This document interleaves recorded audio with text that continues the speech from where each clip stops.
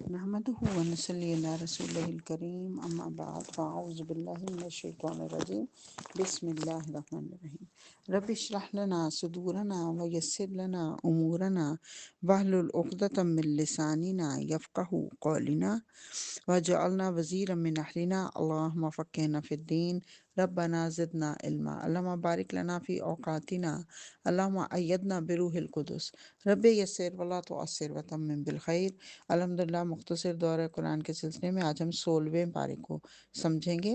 16واں پارہ جو کہ سورہ الکہف کی آیت نمبر 75 سے شروع ہو رہا ہے، جس میں واقعہ بیان کیا جا رہا ہے کہ حضرت خضر علیہ السلام اور حضرت موسیٰ علیہ السلام کا جو سفر جاری تھا، حضرت موسیٰ حضرت خضر سے کچھ علم حاصل کرنے کے لیے آئے تھے، تو یہ علم جو وہ حاصل کر رہے تھے اس کے لیے ان کو مشقت کرنی پڑی، ایک لمبا سفر کرنا پڑا، اور اس سے بھی بڑی مشقت کرنی پڑ رہی ہے کہ حضرت خضر کہہ رہے ہیں کہ آپ کو صبر کرنا ہوگا، سوال نہیں آپ کریں گے، آپ کو جو میں آپ کو کروں گا اس کے اوپر آپ کوئی سوال نہیں اٹھائیں گے۔ اللہ تعالیٰ نے حضرت خضر علیہ السلام کو ایک خاص علم عطا کیا تھا، اور یہ علم ان کو اللہ تعالیٰ نے لدنی علم دیا تھا۔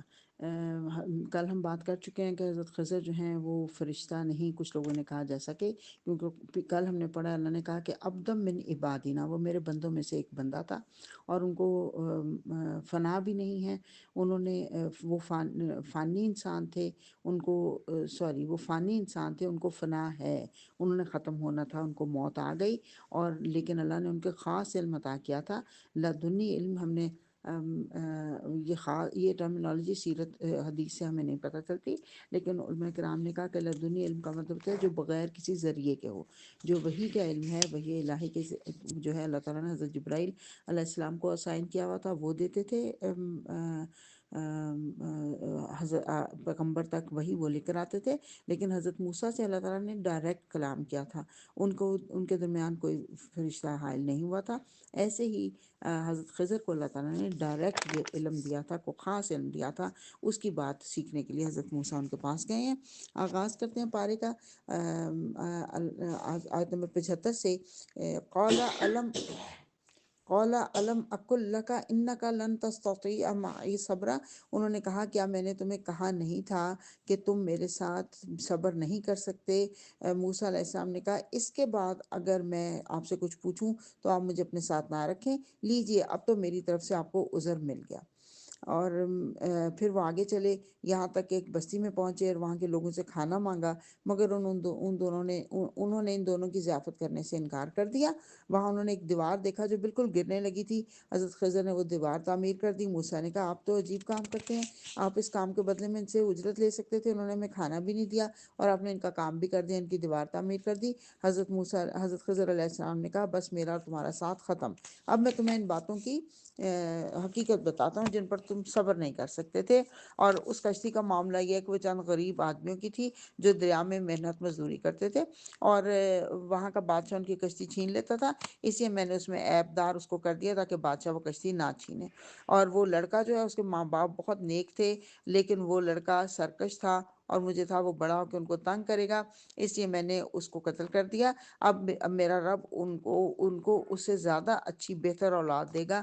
پھر وہ جو دیوار کی بات ہے وہ یہ ہے کہ وہ 2 یتیم لڑکوں کی تھی، ان کا باپ نیک تھا لیکن فوت ہو گیا تھا، اس دیوار کے نیچے خزانہ دبا ہوا تھا۔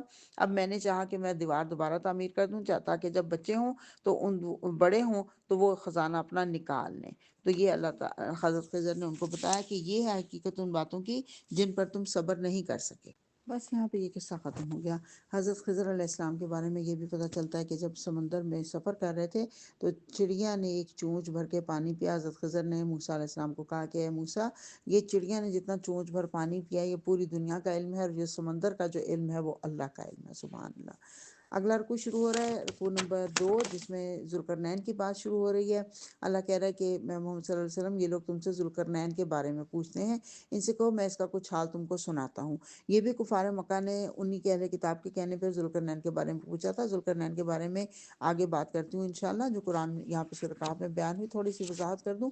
ذوالقرنین اہل کتاب کے محسن تھے، وہ ان کو محسن سمجھتے تھے کیونکہ انہوں نے ان لوگوں کو، ذوالقرنین نے یہودیوں کو جو بالکل بیاباد تھے اور یروشلم میں جانا ان کا منع ہو چکا تھا بخت نصر کی تباہی کی وجہ سے، ان کو آباد کیا تھا دوبارہ سے یروشلم میں، تو اس وجہ سے ان کو وہ اپنا محسن سمجھتے تھے۔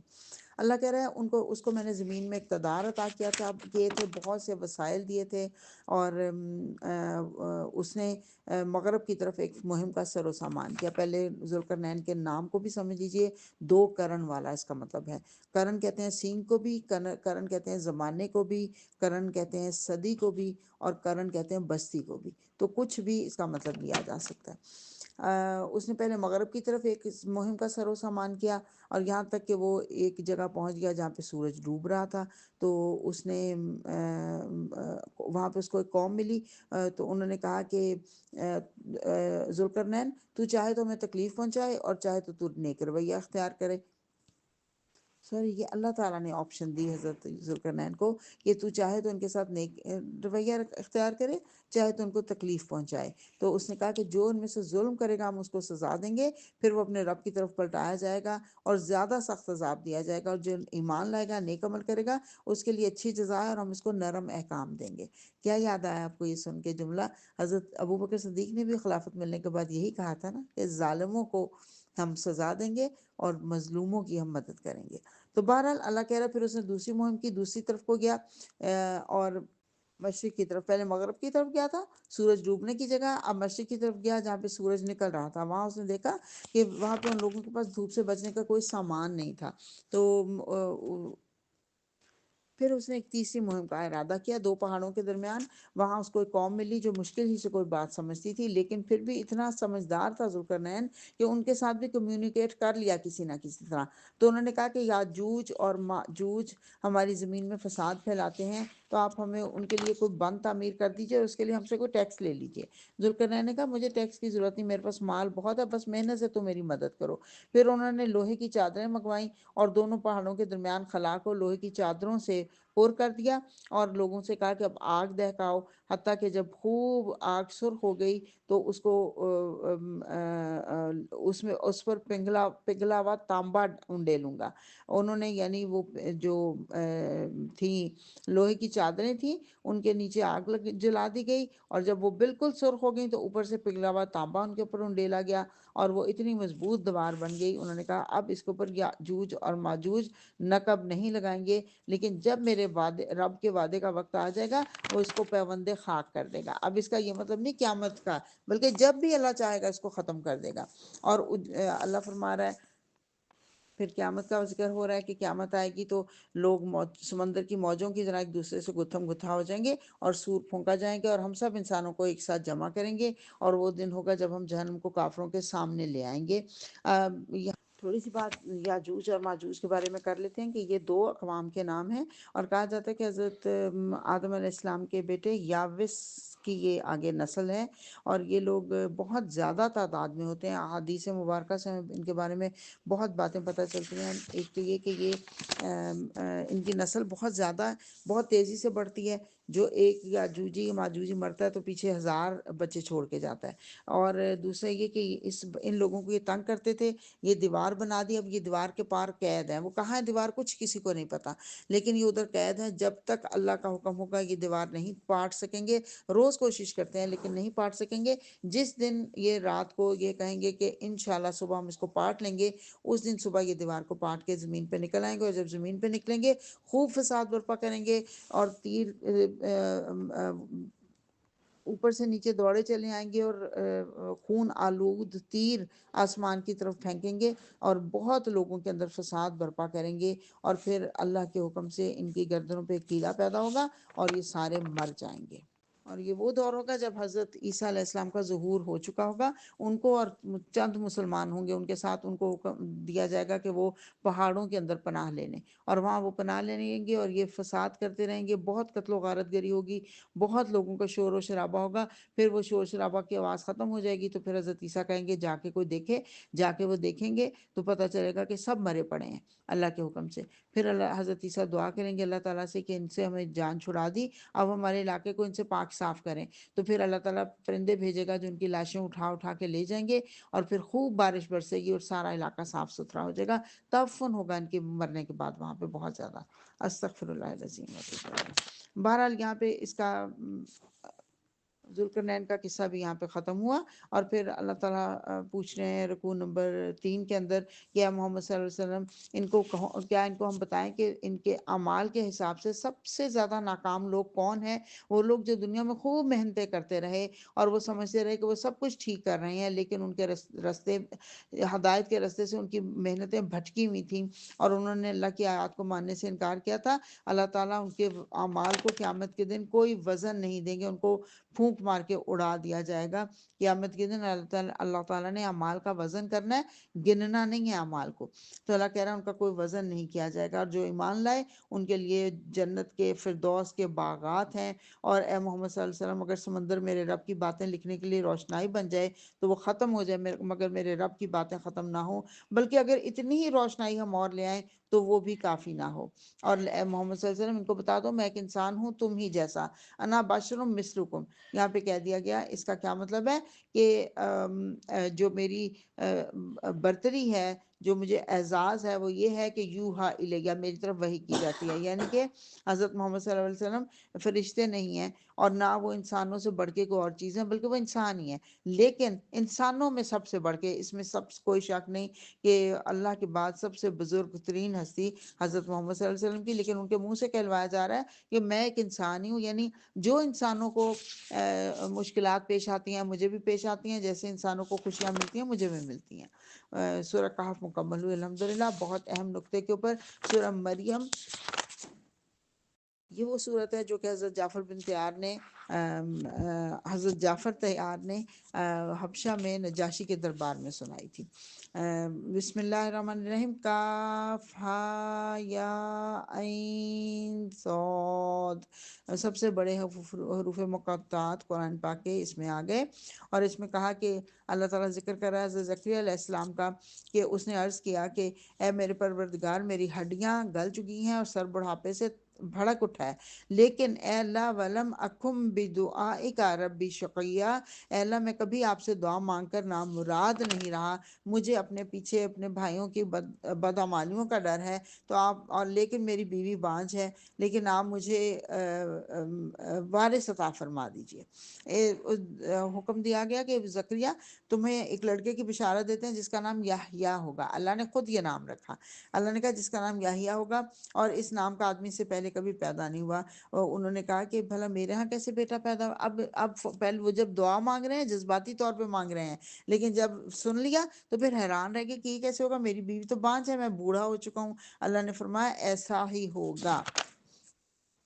اور پھر یحییٰ کو اللہ تعالیٰ نے حکم سے نوازا تھا، یعنی حکمت سے نوازا تھا، اور 4 خوبیوں کا ذکر کیا اللہ تعالیٰ نے کہ وہ بہت محنت والے تھے، بہت لونگ تھے، پاکیزگی عطا کی تھی ان کو، اور اپنے والدین کا حق شناس تھا. اور رکوع نمبر 4 شروع ہو رہا ہے، نہیں سوری 4 کا اختتام ہو رہا ہے اس آیت کے اوپر کہ سلام ہو اس پر جس روز کے وہ پیدا ہوا، جس دن وہ مرے، اور جس روز زندہ کر کے دوبارہ اٹھایا جائے. یہ 3 اوقات ہر انسان پہ مشکل ہوتے ہیں نا، ان 3 اوقات میں ان کے اوپر سلامتی کا پیغام اللہ نے دیا. اور پھر حضرت مریم کا ذکر کیا کہ وہ سب سے الگ ہو کے گوشے میں بیٹھی تھی، اور اس حالت میں اللہ نے اپنے فرشتے کو ان کے پاس بھیجا. ان کو وہ نوجوان کی شکل میں آئے تھے فرشتے، تو ان کو دیکھ کے وہ سخت پریشان ہوئی. انہوں نے کہا میں رحمان سے پناہ مانگتی ہوں اگر تو کوئی خدا ترس آدمی ہے. اس نے کہا میں رب کا بھیجا ہوا ہوں اور اس لیے آیا ہوں کہ تجھے پاکیزہ لڑکا دوں. انہوں نے کہا میرے ہاں کیسے لڑکا ہوگا، مجھے تو کسی بشر نے چھوا تک نہیں. فرشتے نے کہا ایسا ہی ہوگا، اللہ کے لیے یہ کام کرنا بہت آسان ہے. پھر اس کو حمل ہو گیا، اور وہ اللہ نے کہہ دیا کہ وہ بیابان میں چلے گئیں، ایک دور کے علاقے میں چلے گئیں. پھر وہاں پہ زچگی کی تکلیف ہوئی جب، تو اللہ نے کہا یہ کھجور کا درخت ہے، اس کو ہلا، اس میں سے تجھے کھانے کو ملے گا. یعنی کھجور مکمل خوراک ہے. اور انہوں نے وہ اللہ نے کہا یہ یہ کھاؤ، اور پانی کا چشمہ پاؤں کے نیچے سے بہا دیا اور کہا کہ یہ پانی پیو اور غم نہ کرو، اور انہوں نے اور اپنی آنکھیں ٹھنڈی کرو۔ پھر اگر کوئی تمہیں نظر آئے تم اس کو کہو کہ میں رحمان کے لیے روزے کی نظر مانی ہے، اس لیے میں کسی سے نہیں بولوں گی۔ بنی اسرائیل کے ہاں چپ کا روزہ رکھا جاتا تھا، اس لیے کہہ دیا، انہوں نے یہ کہہ دیا۔ اور جب وہ اپنے بچے کو لیے ہوئے اپنی قوم میں آئی، سب نے بڑا واویلا کیا، انہوں نے کہا اے مریم تو نے تو بڑا ہی گناہ کر دیا، تیرے ماں باپ تو بڑے نیک تھے۔ انہوں نے بچے کی طرف اشارہ کیا، لوگوں نے کہا بچہ کیسے بولے گا؟ بچہ بول پڑا، بچے نے کہا انی عبد اللہ آتانی الکتاب وجعلنی نبیہ، میں اللہ کا بندہ ہوں، اللہ نے مجھے کتاب دی اور مجھے نبی بنایا ہے، اور اس لیے بھیجا ہے کہ نماز کی اور زکوٰۃ کی پابندی کروں، اور جب تک زندہ رہوں اپنے ماں باپ کا حق ادا کرتا رہوں۔ اور آخر میں وہ بھی یہی کہہ رہے ہیں کہ والسلام علیہ یوم ولدت و یوم اموت و یوم ابعث حیا، میں سلام ہے مجھ پر جب کہ میں پیدا ہوا اور جب کہ میں مروں اور جب کہ زندہ کر کے اٹھایا جاؤں۔ یہ ہے عیسیٰ ابن مریم۔ اور عیسیٰ نے کہا تھا کہ اللہ میرا رب بھی ہے اور تمہارا رب بھی، تم اسی کی بندگی کرو۔ اور جو لوگ اختلاف کرتے ہیں، انکار کرتے ہیں، ان کے لیے وہ ایک بڑا عظیم دن ہوگا، بڑی تباہی کا دن ہوگا۔ اور اے محمد صلی اللہ علیہ وسلم، یہ لوگ بھی اسی چیز سے غافل ہیں اور ایمان نہیں لا رہے، ان کو بھی ڈرا دو اس دن سے جب کہ فیصلہ کر دیا جائے گا، اور اس دن ساری کی ساری چیزوں کے وارث ہم ہوں گے، ہماری ہی طرف سب کو پلٹائے جائیں گے۔ یہ جب آیات پڑھی حضرت جعفر طیار نے، تو حضرت نجاشی نے، میں ان کو حضرت اس لیے کہہ رہی ہوں کہ وہ ایمان لے آئے تھے، حضرت محمد صلی اللہ علیہ وسلم کو جب ان کی پتہ چلا وفات کا، تو انہوں نے غائبانہ نماز جنازہ پڑھایا تھا۔ حضرت نجاشی نے زمین سے تنکا اٹھایا اور کہا اللہ کی قسم جس کے قبضے میں میری جان ہے، جو بیان کیا جعفر طیار نے، وہ حضرت عیسیٰ اس سے ایک تنکے کے برابر نہ زیادہ تھے نہ کم، یعنی بالکل ایگزیکٹلی ٹھیک اپروپریٹ ان کا تعارف کرا دیا حضرت جعفر نے، اور پھر وہ اسلام قبول کر لیا اس نے۔ اللہ فرما رہا ہے اس کتاب میں ابراہیم کا قصہ بیان کرو، وہ ایک سچا انسان تھا اور ایک نبی تھا۔ پھر انہوں نے اپنے باپ سے کہا کہ آپ کیوں ان چیزوں کی پوجا کرتے ہیں جو بولتی نہیں ہیں، اور آپ میرے پیچھے چلیں، میں آپ کو سیدھا راستہ دکھاؤں گا، اور آپ شیطان کی بندگی نہ کریں، شیطان تو اللہ کا نافرمان ہے۔ تو باپ سخت ناراض ہوا، اس نے کہا میں تمہیں سنگسار کر دوں گا۔ تو اس نے ابراہیم نے کہا کہ سلام ہے آپ کو، میں اپنے رب سے دعا کروں گا کہ آپ کو معاف کر دے۔ اور اس کے بعد وہ وہاں سے ان کو چھوڑ کر وہاں سے آگے، اللہ کہہ رہا ہے انہوں نے ہجرت کر لی، اور پھر جب وہ ان لوگوں سے جدا ہو گیا تو پھر ہم نے اس کو اسحاق اور یعقوب جیسی اولاد دی، ہر ایک کو نبی بنایا اور اپنی رحمت سے نوازا۔ رکوع نمبر 7 ہے، ذکر کرو اس کتاب میں موسیٰ کا، وہ اللہ کا چنا ہوا بندہ اور اللہ کا نبی تھا، اور اللہ نے اس کو اپنے راز کی گفتگو سے نوازا تھا۔ پھر اسماعیل کا ذکر کرو، وہ وعدے کا سچا تھا، اور اس کتاب میں ادریس کا ذکر کرو، وہ ایک سچا انسان تھا اور ایک نبی تھا، اور اسے ہم نے بلند مقام پر اٹھایا تھا۔ یہ حضرت نوح علیہ السلام سے پہلے کے نبی ہیں، حضرت ادریس علیہ السلام۔ قرآن میں ان کی صرف 2 جگہ پہ ذکر آیا ہے۔ اللہ نے ان کو اللہ نے بلندی عطا کی تھی، لیکن اسرائیلی روایات میں اس بلندی عطا کرنے سے یہ مراد لیا گیا کہ ان کو زندہ اٹھا لیا گیا تھا۔ یہ بالکل اسرائیلی روایات اور من گھڑت ہیں۔ پھر اس کے بعد اللہ فرما رہا ہے یہ وہ پیغمبر ہیں جن پر اللہ نے انعام فرمایا تھا، آدم کی اولاد میں سے، اور نوح کے ساتھ جن کو کشتی میں سوار کیا گیا تھا، اور ابراہیم کی نسل سے اور اسرائیل کی نسل سے، اور ان لوگوں کو ہم نے ہدایت بخشی تھی۔ پھر ان کے بعد وہ ناخلف لوگ جانشین ہوئے ان کے، جو نماز ضائع کرتے تھے اور خواہشات نفس کی پیروی کرتے تھے۔ یعنی 2 چیزیں جو انسان کو گمراہی میں مبتلا کر دیتی ہیں، بڑی 2 چیزیں، نماز کو ضائع کرنا اور خواہشات نفس کی پیروی کرنا، یہ 2 چیزیں جو انسان کو ہمیشہ گمراہی میں ڈال دیتی ہیں۔ البتہ جو لوگ توبہ کر لیں اور ایمان لیں، اللہ تعالیٰ ان کو جنت میں داخل کرے گا، اور اس جنت میں وہ کوئی بیہودہ بات نہیں سنیں گے، جو کچھ بھی سنیں گے ٹھیک ہی سنیں گے، اور جنت کے وارث بنا دیے جائیں گے۔ اور رکوع نمبر 8 شروع ہو رہا ہے کہ انسان کہتا ہے کہ کیا واقعی جب میں مر چکوں گا تو پھر زندہ کر کے نکال لایا جاؤں گا؟ اللہ کہہ رہا ہے اس کو یاد نہیں کہ جب وہ پیدا ہوا اس سے پہلے وہ کچھ بھی نہیں تھا، کوئی چیز نہیں تھا، کہیں قابل ذکر چیز ہی نہیں تھا۔ پھر اللہ کہہ رہا ہے انکار کرنے والوں کو بتا دو کہ ہم قیامت کے دن ان کو اور سارے شیاطین کو گھٹنوں کے بل گھیر لائیں گے، اور ان کو گرا دیں گے گھٹنوں کے بل، اور یہ جہنم کے آگے ان کو گھٹنوں کے بل گرا دیں گے، اور ہر ایک کو چھانٹ کر اس میں سے الگ کر دیں گے۔ استغفر اللہ العظیم و اتوب الیہ، اللہم انا اعوذ بک من عذاب جہنم۔ اور یہ لوگ کہتے ہیں اللہ کے رسول صلی اللہ علیہ وسلم کہ ہم دونوں میں سے کس کی محفل زیادہ اچھی ہے، زیادہ شاندار ہے، اور کس کی مجلس جو ہے وہ شاندار ہے اور زیادہ سر و سامان رکھتی ہے۔ اللہ کہہ رہا ہے یہ چیزیں ان کو بچانے والی نہیں ہیں، جب قیامت کی گھڑی آئے گی اس دن پتہ چلے گا کہ کس کا حال خراب ہے اور کس کا جتھا کمزور ہے۔ اور جس مال لاؤ لشکر اور سار و سامان پہ یہ فخر کر رہے ہیں، وہ سب اللہ فرما رہا ہے میرے پاس رہ جائے گا، اور یہ اکیلا میرے سامنے حاضر ہوگا، یا تین فردن، اکیلا آئے گا میرے سامنے، سب پیچھے رہ جائیں گے، مال و متا بھی، اس جائیداد، سب کچھ۔ اور ان لوگوں کے پیچھے شیاطین چھوڑے ہوئے ہیں جو ان کو ورگلا رہے ہیں، اور اللہ فرما رہا ہے جس دن ان کو جہنم کے اوپر حاضر کیا جائے گا، یہ پیاسے جانوروں کی طرح جہنم کی طرف لائے جائیں گے، اور اس دن کوئی ان کو سفارش کرنے والا نہیں ملے گا۔ اور یہ کہتے ہیں رحمان نے بیٹا بنا لیا، کتنی بےہودہ بات کرتے ہیں، آسمان پھٹ جائے اس طرح کی بات سن کے، زمین شک ہو جائے، پہاڑ گر جائیں اس بات پر کہ لوگوں نے اللہ کے لیے اولاد کا دعویٰ کیا۔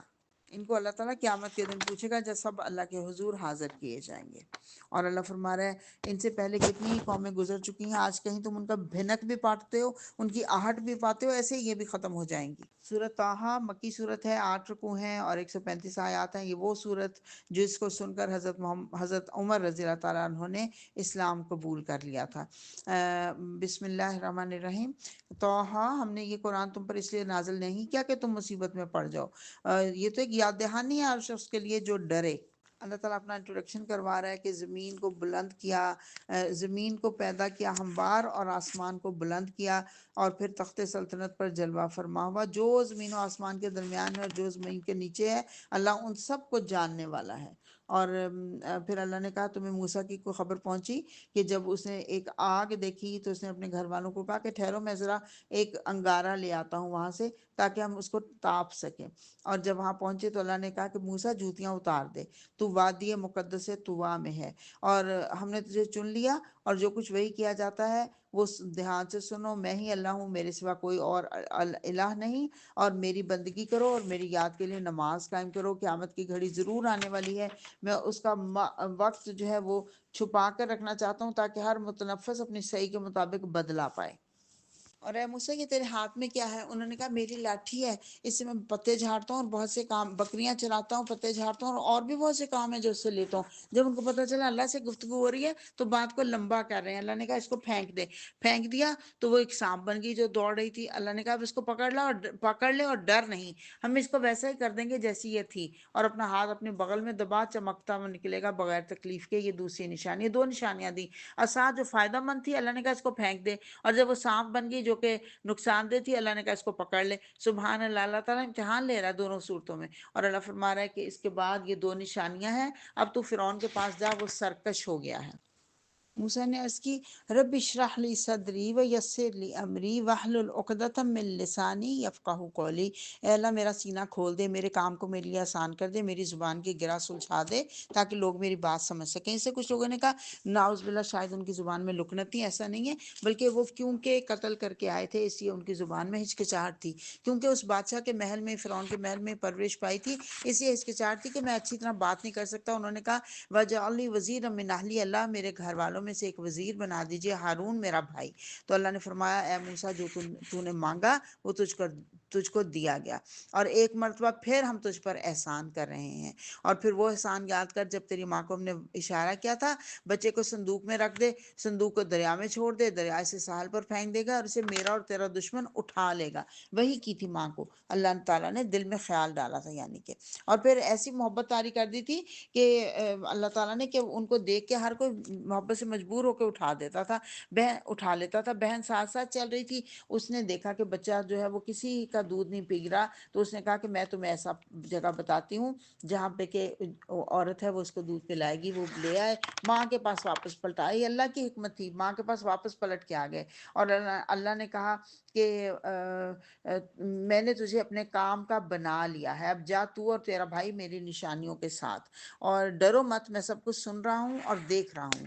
اور بنی اسرائیل کے فرعون کے پاس جاؤ، اور حضرت موسیٰ علیہ السلام اور حضرت ہارون علیہ السلام پھر فرعون کے پاس پہنچے۔ فرعون نے کہا اچھا تم دونوں کا رب کون ہے موسیٰ؟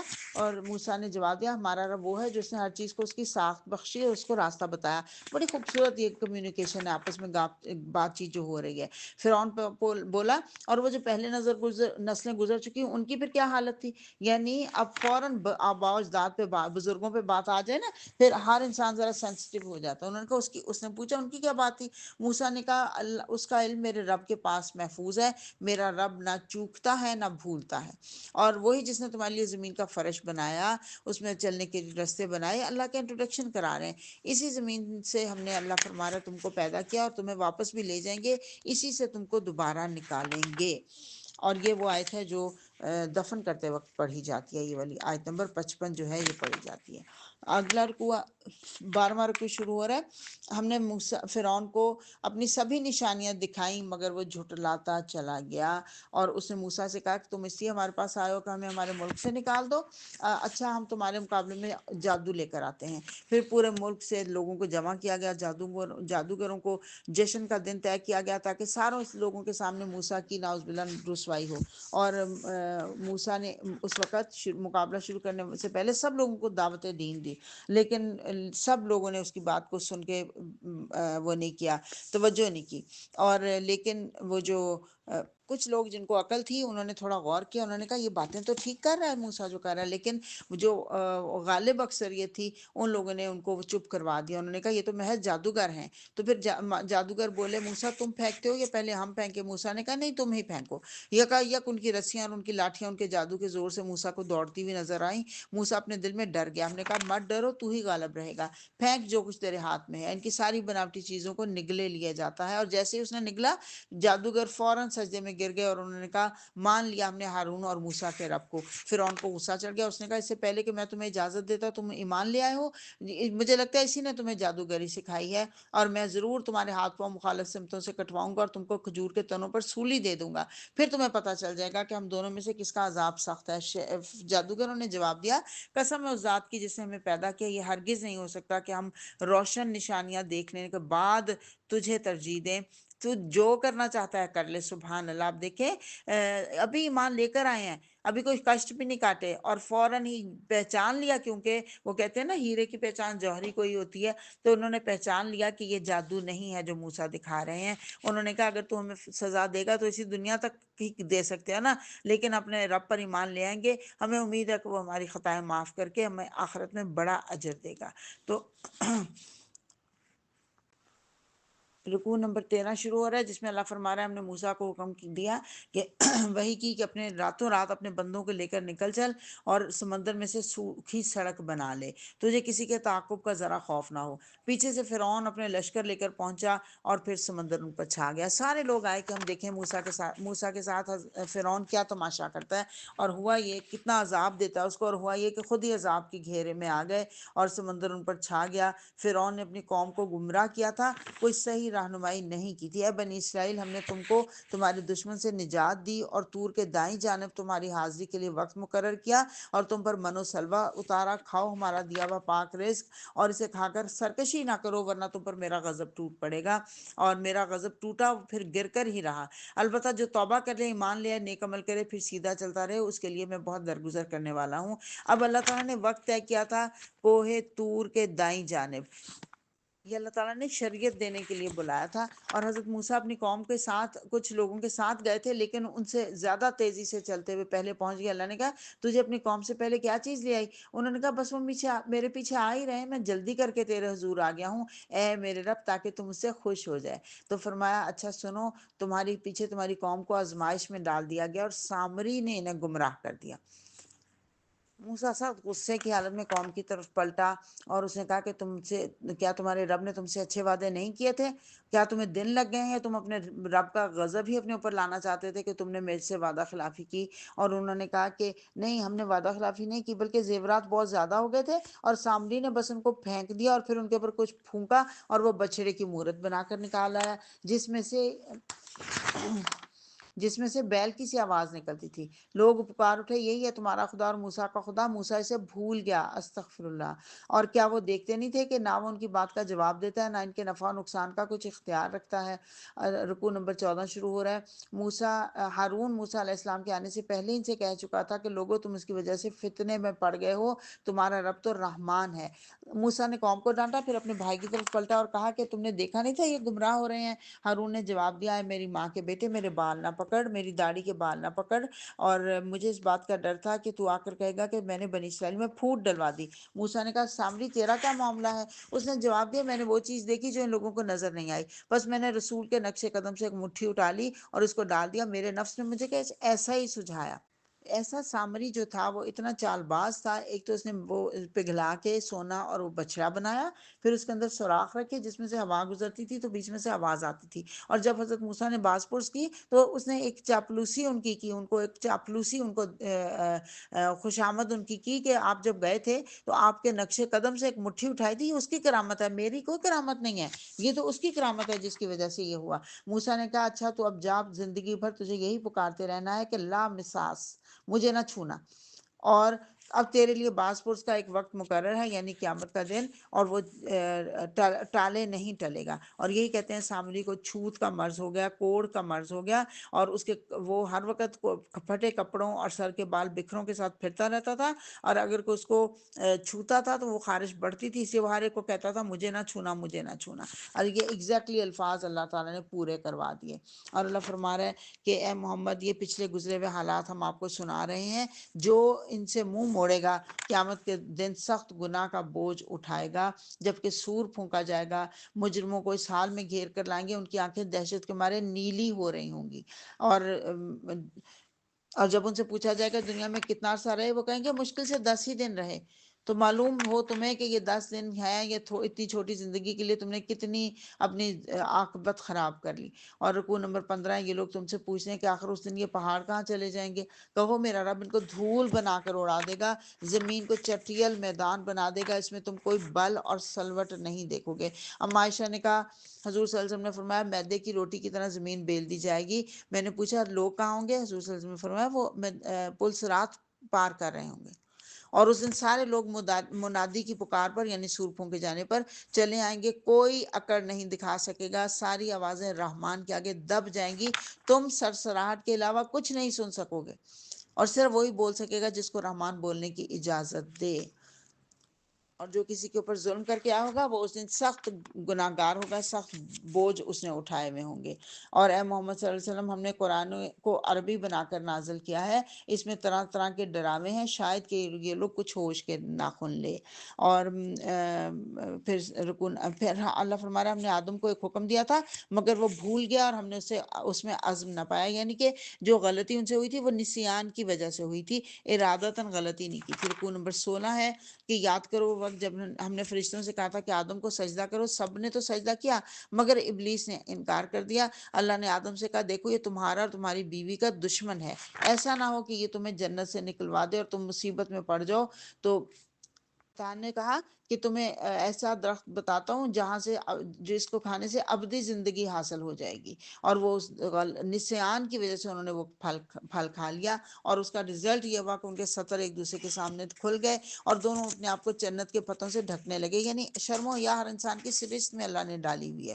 پھر انہوں نے اللہ سے توبہ کی اور اللہ نے ان کو ہدایت بخشی، ان کی توبہ قبول کر لی، اور پھر اللہ نے کہا کہ اب تم انسان اور شیطان یہاں سے اتر جاؤ، تم ایک دوسرے کے دشمن ہوگے، میری طرف سے جب کوئی ہدایت پہنچے گی تم اس کو جو اس کی پیروی کرے گا وہ کامیاب ہوگا، اور جو اس سے منہ موڑے گا اس کے لیے دنیا کی زندگی بھی تنگ ہو جائے گی، اور قیامت کے دن ہم اسے اندھا اٹھائیں گے۔ اللہ کی آیات کی طرف سے اندھے بنے تھے نا، قیامت کے دن پھر اندھا اٹھایا جائے گا، وہ کہے گا اللہ دنیا میں تم آنکھوں والا تھا، اب کیوں مجھے اندھا اٹھایا گیا؟ تو کہا جائے گا تم نے ان آنکھوں سے وہ کام نہیں لیا جن کے لیے تمہیں یہ آنکھیں دی گئی تھی۔ اور اللہ فرما رہا ہے اس سے پہلے کئی اقوام کو ہم ہلاک کر چکے ہیں، اور ان کی تباہ شدہ بستیاں ادھر ادھر تمہارے ہیں جن میں تم چلتے پھرتے ہو۔